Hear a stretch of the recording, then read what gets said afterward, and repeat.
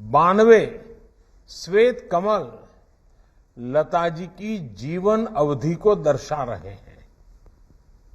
मैं इस अभिनव प्रयास के लिए योगी जी की सरकार का, अयोध्या विकास प्राधिकरण का और अयोध्या की जनता का हृदय से अभिनंदन करता हूं। इस अवसर पर मैं सभी देशवासियों की तरफ से भारत रत्न लता जी को भावभीनी श्रद्धांजलि देता हूं। मैं प्रभु श्री राम से कामना करता हूं उनके जीवन का जो लाभ हमें मिला, वही लाभ उनके सूरों के जरिए आने वाली पीढ़ियों को भी मिलता रहे। साथियों, लता दीदी के साथ जुड़ी हुई मेरी कितनी ही यादें हैं, कितनी ही भावुक और स्नेहिल स्मृतियां हैं। जब भी मेरी उनसे बात होती, उनकी वाणी की युग परिचित मिठास हर बार मुझे मंत्र मुग्ध कर देती थी। दीदी अक्सर मुझसे कहती थी, मनुष्य उम्र से नहीं कर्म से बड़ा होता है, और जो देश के लिए जितना ज्यादा करे वो उतना ही बड़ा है। मैं मानता हूं कि अयोध्या का ये लता मंगेशकर चौक और उनसे जुड़ी ऐसी सभी स्मृतियां हमें देश के प्रति कर्तव्य बोध का भी एहसास कराएगी। साथियों, मुझे याद है जब अयोध्या में राम मंदिर निर्माण के लिए भूमि पूजन संपन्न हुआ था, तो मेरे पास लता दीदी का फोन आया था। वो बहुत भावुक थी, बहुत खुश थी, बहुत आनंद में भर गई थी और बहुत आशीर्वाद दे रही थी।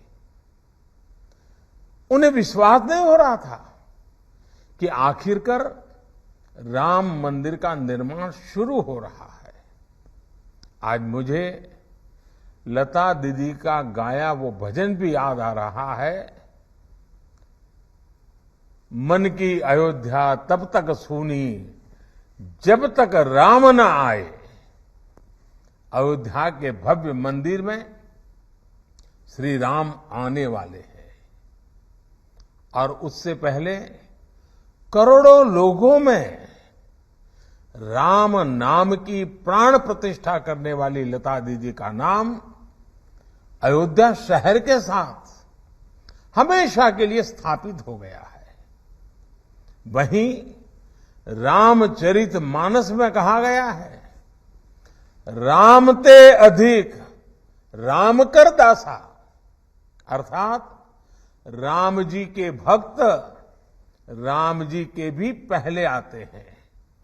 संभवतः इसलिए राम मंदिर के भव्य निर्माण के पहले उनकी आराधना करने वाली उनकी भक्त लता दीदी की स्मृति में बनाए चौक भी मंदिर से पहले ही बन गया है।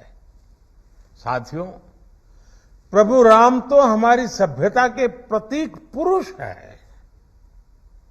राम हमारी नैतिकता के, हमारे मूल्यों, हमारी मर्यादा, हमारे कर्तव्य के जीवंत आदर्श हैं। अयोध्या से लेकर रामेश्वरम तक राम भारत के कण कण में समाये हुए हैं। भगवान राम के आशीर्वाद से आज जिस तेज गति से भव्य राम मंदिर का निर्माण हो रहा है, उसकी तस्वीरें पूरे देश को रोमांचित कर रही है। ये अपनी विरासत पर गर्व, इसकी पुनः प्रतिष्ठा भी है और विकास का नया अध्याय भी है। मुझे खुशी है कि जिस जगह पर लता चौक विकसित किया गया है, वो अयोध्या में सांस्कृतिक महत्व के विभिन्न स्थानों को जोड़ने वाला प्रमुख स्थलों में से एक है। ये चौक राम की पैड़ी के समीप है और सरयू की पावन धारा भी उससे बहुत दूर नहीं है। लता दीदी के नाम पर चौक के निर्माण के लिए इससे बेहतर स्थान और क्या होता।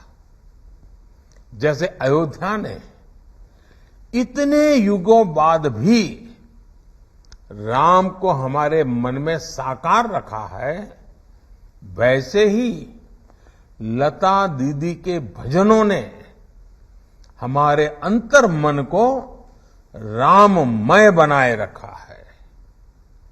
मानस का मंत्र श्री रामचंद्र कृपालु भजमन हरण भव भय दारुणम, या फिर मीराबाई का पायो जी मैंने राम रतन धन पायो। अनगिनत ऐसे भजन, बापू का प्रिय भजन वैष्णव भजन हो, या फिर जन जन के मन में उतर चुका तुम आशा विश्वास हमारे राम, ऐसे मधुर गीत हो। लता जी की आवाज में इन्हें सुनकर अनेकों देशवासियों ने भगवान राम के दर्शन किए हैं। हमने लता दीदी के स्वरों की दैवीय मधुरता से राम के अलौकिक माधुर्य को अनुभव किया है। और साथियों,